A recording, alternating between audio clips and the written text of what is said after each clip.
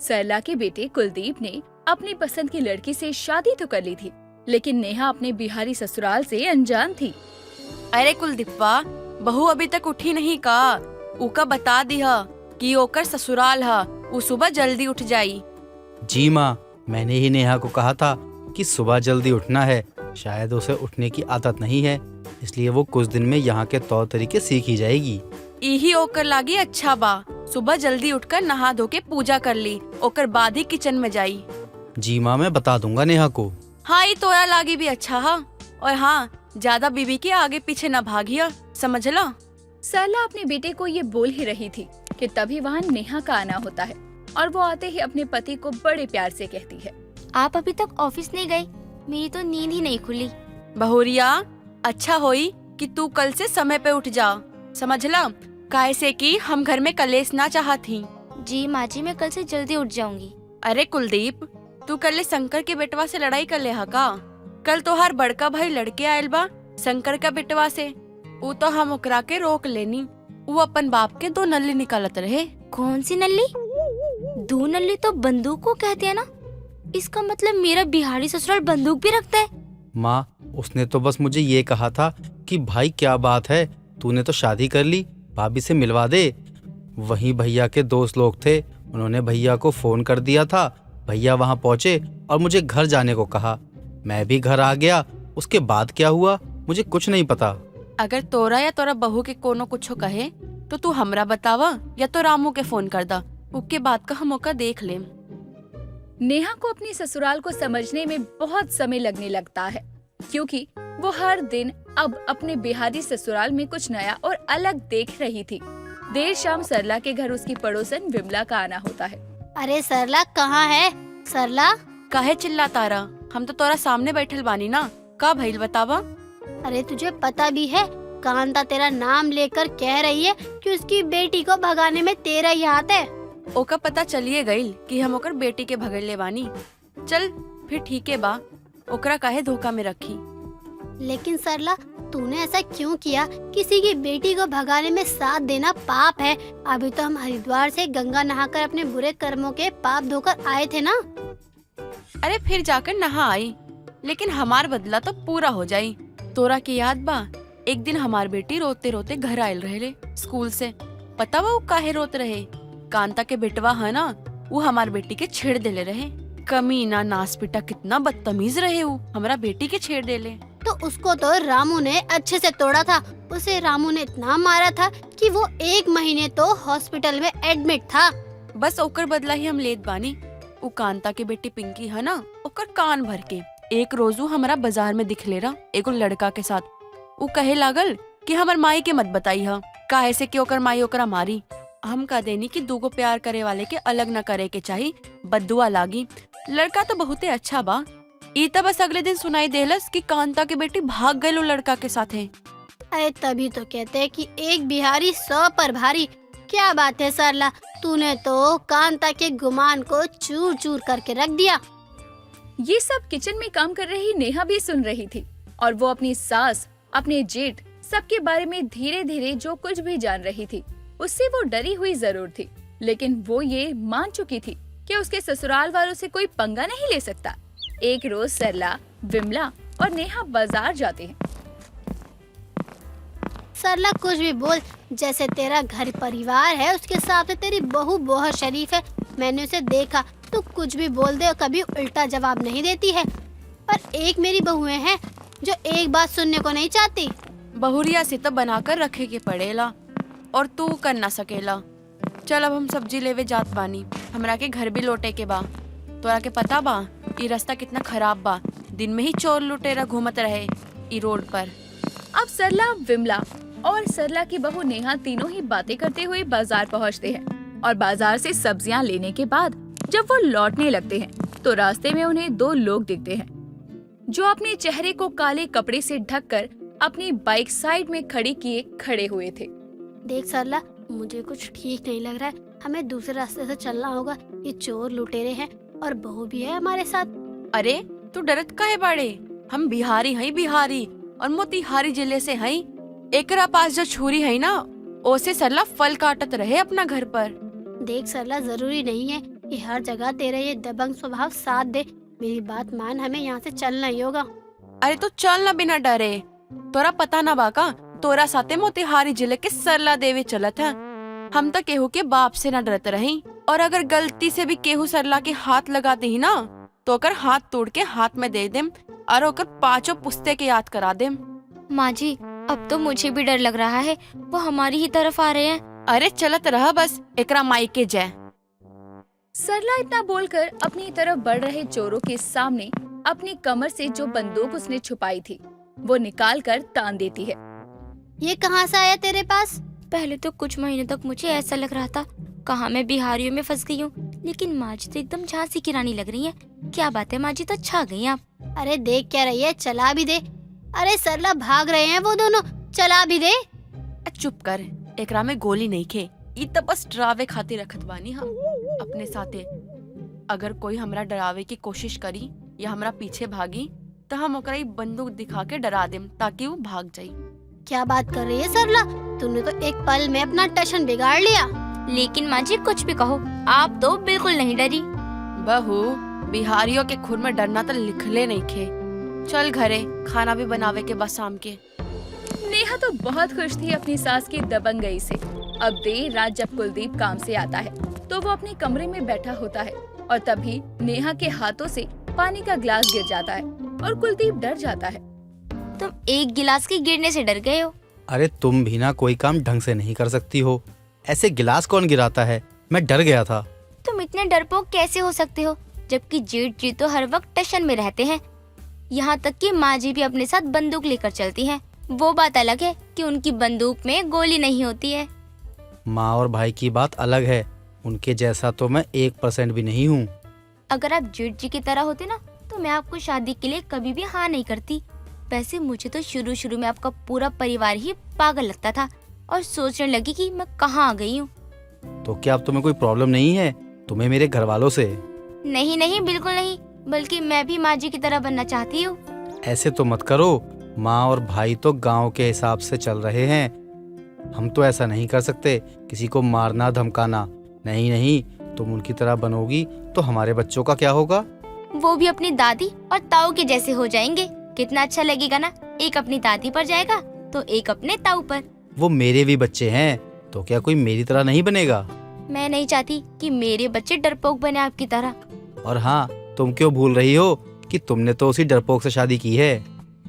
नेहा जो कि शुरू से शहर में रही थी, लेकिन उसने कुलदीप से शादी करके अपने बिहारी ससुराल वालों के रौब देखे तो उसे भी लगने लगा कि जिंदगी हो तो ऐसी। और उसके बाद तो नेहा भी अपने परिवार में ऐसे घुल मिल चुकी थी कि उसे देखकर ऐसा बिल्कुल भी नहीं लगता था कि वो पंजाबी परिवार से थी। साची दिखने में भले ही छोटी थी, लेकिन साची अपनी बातों से अच्छों का मुंह बंद करवाना जानती थी। साची एक दिन घर में अकेले बैठी हुई थी, तभी साची की माँ उर्मिला आती है और साची से कहती है, बेटा घर का ध्यान रखियो, मैं जरा काम से बाहर जा रही हूँ, थोड़ा समय लग जाएगा आने में। माँ, मैं बच्ची नहीं हूँ, बड़ी हो गई हूँ। आप तो ऐसे बोल रहे हो जैसे बाहर जाते समय छोटे बच्चे को समझाया जाता है ना कि कहीं बाहर नहीं जाना है, घर में ही रहना है। आप भी मुझे बिल्कुल ऐसे ही समझा रही हो। तुझे देखकर तो हर कोई तुझे छोटी बच्ची ही समझे, इसलिए सावधानी रखना तो हमारा ही काम है ना। और मैं तुझे कुछ समझा भी रही हूँ तो उसमें कोई बुराई है क्या? नहीं ना, फिर क्यों बहस कर रही है? माँ, बुराई नहीं है इसमें कोई, लेकिन आपको बोलने की जरूरत थी नहीं। मैं घर का बहुत अच्छे से ध्यान रखती हूँ और आप पहली बार क्या घर मेरे भरोसे छोड़कर जा रही हो? नहीं ना, फिर? अच्छा ठीक है, समझ गई मैं। तू घर का और अपना ध्यान रखियो। खाना बनाकर रख दिया है मैंने, भूख लगे तो खा लेना, और कोई भी परेशानी हो तो मुझे याद से कॉल कर देना।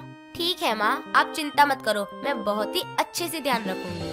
साची की बात सुनकर उर्मिला बेफिक्र होकर अपने काम के सिलसिले में घर से बाहर चली जाती है। उर्मिला को घर आने में काफी ज्यादा समय लगता है, इसीलिए साची घर के सभी दरवाजे और खिड़की बंद करने जा ही रही थी। लेकिन तभी सामने के दरवाजे से दबे पांव 2 चोर आते हैं और चोर को देखकर साची काफी ज्यादा घबरा जाती है और चिल्लाते हुए साची बोलती है, मम्मी, पापा, चाचा, चाची, ताऊ जी, सब नीचे आओ, घर में चोर आ गया है। बाहर जो भैया खड़े हैं ना, उन्हें भी कॉल करके बोल दो। इतने लोगों के होते हुए भी चोर भागकर नहीं जाना चाहिए। साची की बात सुनकर चोर घबरा जाते हैं और घर में बहुत लोग हैं। अगर पकड़े गए तो बहुत मार पड़ेगी। ये सोचकर चोर साची के घर से भागने लगते हैं। लेकिन इससे पहले कि चोरों को कुछ पता चले कि उनके साथ आखिर साची ने क्या किया है, तब तक वहाँ सच में पुलिस आ जाती है और वहाँ उर्मिला भी आ जाती है। अपनी माँ के आने के बाद साची सारी बात उन्हें बताती है और ये सब सुनने के बाद इंस्पेक्टर कहते हैं, मानना पड़ेगा आपकी बेटी को, छोटी होते हुए भी इसमें इतनी अकल है। घर में अकेली थी लेकिन चोरों से डरने के बजाय उसको डट के सामना किया। बहुत ही कम लोगों में ऐसी हिम्मत देखने को मिलती है। इंस्पेक्टर जी, ये छोटी नहीं है, बस दिखने में ही छोटी है। अच्छा जी, छोटा पैकेट बड़ा धमाका। लेकिन अपनी हाइट को कमजोरी ना बनाकर इसने अपनी और ना जाने कितने लोगों की हिम्मत भी बना दी है। देखा माँ, आप भी ना खामा खा ही मुझे बच्ची की तरह ही समझती हो। मैं बड़ी हो चुकी हूँ। हाँ हाँ, समझ गई मैं। छोटा पैकेट बड़ा धमाका है, तू तो किसी से डरती नहीं है, हर मुसीबत का डट कर सामना करती है। आज बहुत ही गर्व हो रहा है मुझे तुझ पर। साची की उस दिन बहुत ही तारीफ होती है क्योंकि साची ने काम भी बहुत बड़ा किया था। साची की माँ भी साची से काफी ज्यादा खुश थी और ऐसा ही हमेशा साची कोई ना कोई कारनामा लोगों के सामने करती और उन्हें चकित करती। साची हमेशा ही सेंटर ऑफ अट्रैक्शन रहती। कई दिनों तक ऐसे ही चलता रहता है और कुछ दिनों के बाद साची अपनी सहेली सलोनी के साथ कॉलेज में थी। तभी वहाँ एक अजय नाम का लड़का आता है और उससे बातें करने लगता है। बातों बातों में अजय बोलता है, साची तू कॉलेज में कैसे आ गई? तुझे तो अभी स्कूल में होना चाहिए था। अजय, तू क्यों ऐसे बोल रहा है? साची को बुरा भी तो लग सकता है ना, और ऐसे किसी का मजाक बनाना अच्छी आदत नहीं है। साची, तू अजय की बातों पर ज्यादा ध्यान मत दे, ठीक है ना? अरे मैं तो बस पूछ ही रहा हूँ। जब कॉलेज में नाम लिखवा रही हुई ना साची, इसे जरूर पूछा होगा कि यहाँ स्कूल के बच्चों का एडमिशन नहीं होता है ना साची? सच बता, तुझे बोला था ना? हाँ हाँ, बोला तो था मुझे कि यहाँ मेरा एडमिशन नहीं हो सकता है, लेकिन फिर भी अजय का इसी कॉलेज में एडमिशन हो गया और उन्होंने तब मेरा एडमिशन कर ही लिया, क्योंकि तू तो नाम ही खराब करेगा ना कॉलेज का। तो कॉलेज वालों को मेरे जैसे होनहार बच्चे तो चाहिए थे ना। अजय, क्या हुआ? अब क्यों बोलती बंद हो गई बच्ची के आगे? अब तक तो बड़ा हंस रहा था, अब बच्ची ने कुछ क्या बोल दिया, खुद की तो बोलती ही बंद हो गई। अब नहीं बोलेगा कि बच्चे का एडमिशन हुआ है। साची यार, मैं तो मजाक कर रहा था, लेकिन तू तो मेरी बातों को दिल पे ले गई और बुरा मान गई। नहीं तो किसने कहा मैं तेरी बातों का बुरा मानी हूँ? नहीं पागल, मैं बुरा क्यों मानूं? अच्छा, बुरा नहीं माना है ना, तो मेरी इतनी गंदी बेइज्जती क्यों की? मैं तो बस मजाक कर रहा था ना, और तूने तो मेरा मजाक बना दिया। ऐसा कोई करता है क्या भला? अजय, ये क्या बात हुई भला? तुम दूसरों का मजाक बनाते रहो और जब आप पे आई तो मुंह बना लो। मैंने तो तेरा मजाक सह लिया था, लेकिन तू बहुत कमजोर निकला, तभी तो इतनी सी बात पे मुंह बना लिया। मैंने मुंह नहीं बनाया है, तुझे ही लग रहा है कि मैंने मुंह बनाया है। कोई बात नहीं, मुंह नहीं बना है तो ना सही, लेकिन छोटा पैकेट बड़े धमाका ने अजय का मुंह तो बंद कर ही दिया है ना। अब कुछ दिनों तक शांत ही रहेगा। साची की बातों से अजय की सच में ही बोलती बंद हो जाती है और वो फिर वहाँ से चुपचाप चला जाता है। ये आज का नहीं, हमेशा का ही था। कोई साची का मजाक बनाने आता था तो साची प्यारे से चेहरे पर मुस्कान रखकर उसका ही मजाक बनाकर भेज दिया करती और वो इंसान भी चुपचाप चले जाता। ऐसा ही कई दिनों तक चलता है और कुछ दिनों के बाद सलोनी और साची दोनों कॉलेज से घर आ रहे थे। तभी सलोनी को कुछ गुंडे दिखते हैं जो कि बच्चों को किडनैप कर रहे थे। सलोनी साची से कहती है, साची वहाँ देख, वो लोग छोटे बच्चे को किडनैप कर रहे हैं। हमें कुछ करना होगा, चल हम उनका पीछा करते हैं। नहीं यार, हम उनका पीछा करने गए और क्या पता उन्होंने ही हमें पकड़ लिया। नहीं नहीं यार। क्या नहीं? देख नहीं रही है वहाँ छोटे बच्चे हैं, हमें कुछ तो करना होगा। एक काम करते हैं, हम पुलिस को फोन कर देते हैं। अब आगे वही देखेंगे कि क्या करना है। अगर पुलिस को आने में टाइम लग गया तो चल हम उनका पीछा करते हैं। नहीं, मैं नहीं कर रही उनका पीछा, हम ही उनके लपेटे में ना आ जाए कहीं। ठीक है, तू एक काम कर, पुलिस को फोन कर दे, मैं अपने फोन की लोकेशन ऑन कर देती हूँ और उनके पीछे जाती हूँ। इसमें तो हम दोनों ही सेफ रहेंगे, ठीक है ना? ठीक है, तू अपना ध्यान रखियो, मैं पुलिस को कॉल कर देती हूँ। साची इतना बोलकर उन गुंडों के पीछे जाने लगती है और जाकर उन गुंडों की गाड़ी में बैठ जाती है। काफी दूर तक वो लोग चले जाते हैं, लेकिन पुलिस को आने में समय लगने लगता है। तभी एक जगह पर गाड़ी रुकती है और साची एक एक करके सारे बच्चों को वहीं छुपा देती है। लेकिन आखिर में एक गुंडा साची को देख लेता है। वो साची की तरफ उसे पकड़ने आ रहा था कि तभी वहाँ पुलिस आती है और पूरी घटना को दर्ज करती है और साची से इंस्पेक्टर बोलता है, तुम इतनी बहादुर बच्ची हो, आज के समय में तुम्हारे जैसे लोग बहुत ही कम देखने को मिलते हैं। ये तो मेरा फर्ज था। मैं अगर किसी की मदद कर सकती हूँ तो मुझे इस बात की ज्यादा खुशी होती है। पहले तुमने अपने ही घर में आए चोरों को पकड़वाया और आज इन गुंडों को। बहुत ही हिम्मत चाहिए होती है अपनी जान पर खेलकर किसी दूसरे की मदद करने के लिए। शुक्रिया, मुझे खुशी है कि सभी बच्चे सही सलामत हैं। उस दिन तुम्हारी माँ सही बोल रही थी, छोटा पैकेट बड़ा धमाका। मैं तुम्हारी इस बहादुरी के लिए सरकार से अपील करूंगा कि तुम्हारा सम्मान किया जाए। इंस्पेक्टर को साची की बहादुरी काफी पसंद आती है और वो बहुत खुश होता है। उसके बाद साची का अखबार में नाम भी आता है, जिसे पढ़कर साची की माँ उर्मिला कहती है, बेटा तूने तो मेरा नाम रोशन कर दिया। तुझे छोटा समझकर अब तक जो भी नजरअंदाज कर रहा था, अब वो लोग ही तेरी तारीफ करते नहीं रुक रहे हैं। माँ, आपको खुशी हुई कि मेरा नाम हुआ है, इस बात से मुझे काफी ज्यादा खुशी है। पूरे शहर में छोटा पैकेट बड़ा धमाका के नाम से तू तो छा ही गई। छोटा पैकेट बड़ा धमाका, आपने तो नाम ही रख दिया है मेरा। तूने काम ही ऐसा किया है कि तेरी तारीफ करते रुक नहीं रही हूँ मैं। साची का पूरे शहर में नाम होता है और इस बात से उसकी माँ और आस पड़ोस वाले लोग भी बहुत ज्यादा खुश थे। किसी शहर में लाली नाम की लड़की अपनी माँ बैजंती के साथ रहती थी। पिता के देहांत के बाद लाली को उसकी माँ ने ही अकेले पाला था और जैसे तैसे उसने लाली को थोड़ा बहुत पढ़ा लिखा दिया था। एक रोज बैजंती अपनी बेटी से बोलती है, लाली बिटिया, अब मेरी उम्र बढ़ती जा रही है। तेरे पिता के जाने के बाद मैंने तुझे जैसे तैसे पाला, लेकिन लगता है कि अब मुझसे काम नहीं होगा। अरे कोनो बात नहीं है माँ, अब काम तो हर बिटिया करी है। हम आज ही इंटरव्यू दे के आई हैं। कम पढ़ी लिखी लाली शहर के तौर तरीके से ज्यादा वाकिफ नहीं थी। तैयार होकर वो इंटरव्यू के लिए कुछ कंपनीज में जाती है, लेकिन बहुत ही अधूरी और ना के बराबर शिक्षा के कारण उसे हर जगह से निराशा ही हाथ लगती है। शाम होते ही जब वो अपने घर आ रही होती है तो वो अपने आप से बातें करते हुए बोलती है, समझ नहीं आवत कि का करे। जोश में तो अम्मा को बोल दिए कि नौकरी लेके ही आई है। अब अम्मा के पता चली कि हमके कोनो नौकरी नहीं मिली तो खिल्ली उड़ जाइए। लाली खुद से बोल ही रही होती है कि तभी उसकी नजर एक पनवाड़ी की दुकान पर जाती है, जिसके बाद दुकान पर बहुत भीड़ जमा देखकर उसके चेहरे पर एक आस की मुस्कान आती है और वो जल्दी से अपने घर पहुंचती है, जहां उसकी माँ उसे बोलती है, लाली, आ गई तू?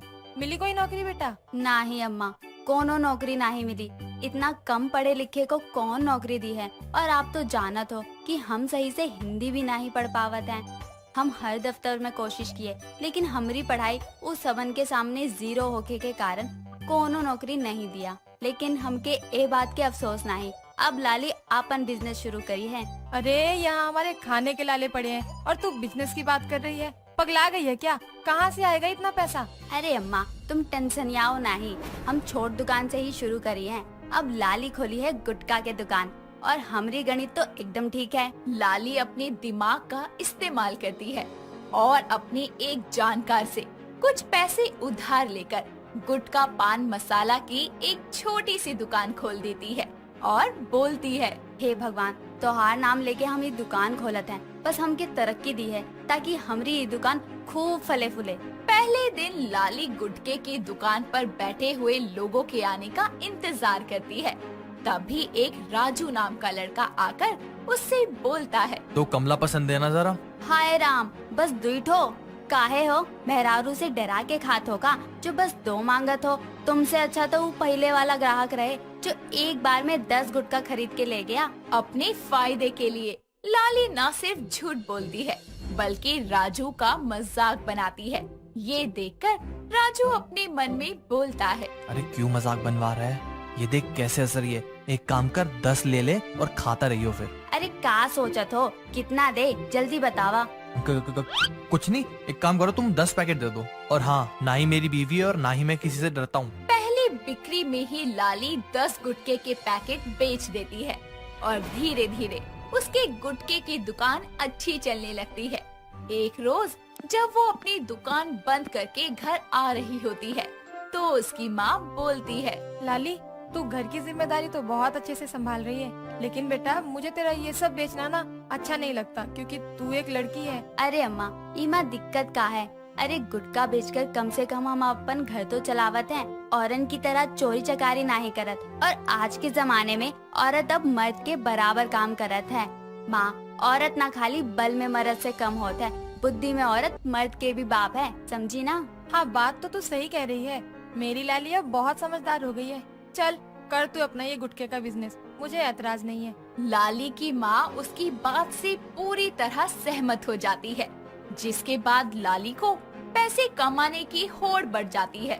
धीरे धीरे उसकी पान मसाले की दुकान की सेल दिन पर दिन बढ़ने लगती है और जैसे जैसे उसके पास पैसे आने लगते हैं, लाली का दिमाग और ज्यादा तेज दौड़ने लगता है।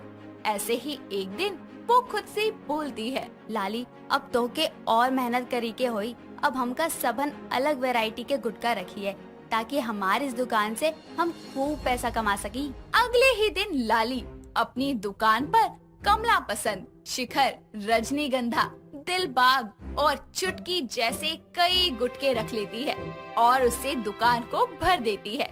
जिसके बाद उसके बगल में सालों से खुली पनवाड़ी की दुकान के सभी ग्राहक लाली गुटखा बेचने वाली की दुकान पर आ जाते हैं, जहां पप्पू नाम का एक आदमी उसे बोलता है, अरे वाह लाली गुटके वाली, तुम्हारी दुकान में तो सभी वैरायटी के गुटके हैं। ऊता है, ऐसे ही थोड़ी हमारी दुकान इतना ज्यादा चलत है। हम कस्टमर के नाराज नहीं करे के चाहत हैं। एक बार जो ग्राहक लाली के दुकान पर आ जाता है, उका लाली के दुकान के गुटकों की आदत हो जाता है। हाँ, वो तो देख ही रहा हूँ। वैसे अगर तुम्हें अपनी इस दुकान को और बढ़ाना है तो यही कुछ किलोमीटर दूर गुटके की फैक्ट्री है। अगर तुम वहाँ से थोक में खरीदोगी तो और भी अच्छी कमाई होगी तुम्हारी, वो सस्ता पड़ेगा। अच्छा, तब तो हमार डबल फायदा हुई है और हमार ई दुकान भी खूब तरक्की करी है। ई लो पप्पू भैया, हमारी तरफ से एक गुटखा फ्री खाओ। पैसों की होड़ लाली को खुद गर्ज बना देती है। पप्पू की बात सुनकर लाली अब फैक्ट्री से बेहद ही सस्ते दामों पर ढेर सारे गुटकों को एक बार में खरीदती है और देखते ही देखते वो अपनी उस छोटी सी दुकान को बड़ा बना लेती है। एक रोज वो खुश होकर दुकान पर बैठी खुद से बोलती है, देख लाली, आज तो हर सपना पूरा होएगा बा। हम अनपढ़ होके भी आज अपने दम और तेज बुद्धि के इस्तेमाल और गुटके की ई दुकान से अपन घर दुकान सब खरीद ली।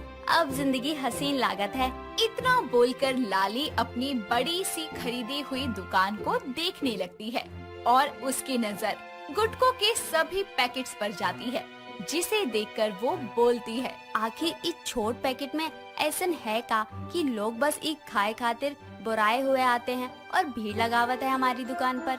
आज हमहू खा के देखब। लाली एक एक करके सभी गुटकों के पैकेट को खाने लगती है और उसे इतना बेस्वाद लगता है कि वो मुंह बनाकर बोलने लगती है, छी छी, कितना बेकार स्वाद है इका। अरे कोनो कैसे खा सकत है ऐसन चीज। हाय दैया, इसके रैपिड के पीछे इका ये सब खाए से मुंह के कैंसर जैसे बीमारी होता है। अरे ये तो हम जानत ही ना रहे कि हम ही गुटके के रूप में जहर बेचत रहे।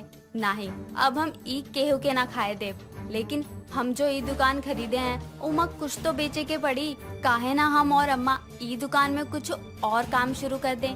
गुटकों से हो रही बीमारी का अच्छे से पता चलने के बाद लाली अपनी गुटके की दुकान को चाय पकोड़े की दुकान में बदल लेती है और दोनों माँ बेटी एक नई शुरुआत करती है। लेकिन पान मसाला खाने वाले लोग उसकी दुकान पर आते हैं और उसे बोलते हैं, अरे लाली, ये समोसे कचौड़ी चाय तुमने गुटखा बेचना बंद कर दिया क्या? हाँ, आज से ई है हमारी नई दुकान। ऊपर बोर्ड नहीं देखेगा तुम, लाली चाय समोसे वाली। अब से हम और हमारा अम्मा ई दुकान में चाय समोसा आदि बनाकर बेची हैं। अरे लेकिन तुम्हारी बिक्री तो अच्छी चल रही थी, गुटखा बेचकर फिर तुमने अपना धंधा क्यों बदल लिया? काहे कि अब हम जान गए हैं कि गुटखा खाए वालन के मुंह के कैंसर जैसन बड़ी बीमारी होता है। तुम सबका मरे के चाहत होगा, बोलो हमके माफ कर दो। हम पैसे कमाए के होड़ में अंधे हो गए थे। तो तुम पहले क्यों बेचती थी गुटखा, और अब ये समझदारी का पाठ क्यों पढ़ा रही हो? अरे बुड़बक, चलो ठीक है, हमें नहीं समझ आया। अरे तुम तो अकलमंद थे, तो फिर क्यों ये सब खा के मौत के दरवाजे को खटखटावत हो? अरे देखो अपने दांत, गुटखा खा खाकर काले हो रहे हैं। ऐसा ही रहा तो कोनो भी आपन बिटिया के ब्याह ना ही करिए तो उसे। और पप्पू भैया, आप आपके देख के लागत है कि आप बाल बच्चेदार हो। अरे हैं, 2 बिटियां हैं मेरी। तो फिर आप भी गुटखा बंद कर दो और लाली के हाथ की गर्मा गर्म अदरक इलायची वाली चाय पियो। हम जानत है कि कोनो भी लत आसानी से ना ही छूटत, लेकिन कोशिश करन वालन की हार नहीं होत है। लाली की बात सुनकर गुटखा खाने वाले गुजरते वक्त के साथ साथ अपनी इस आदत को छोड़ देते हैं और लाली अपने हाथ की बनी चाय से सभी को दीवाना बना लेती है और अपनी दुकान पर आने वाले हर एक शख्स को वो गुटखा और धूम्रपान से होने वाली बीमारियों के बारे में सीख देती है। और एक दिन वो खुद से बोलती है, अनजाने में हम जो गलती किए रहे अब हम ही उके ठीक करब। अपनी दुकान में आए वालन हर इंसान के हम ये बताई कि ई गुटखा पान मसाला खाए से वो अपन जिंदगी के कैसन तबाह करत है। दोस्तों, अगर आपको ये कहानी पसंद आई तो इसे लाइक करें, शेयर करें और कमेंट करके बताएं कि कहानी में आपको सबसे अच्छा क्या लगा।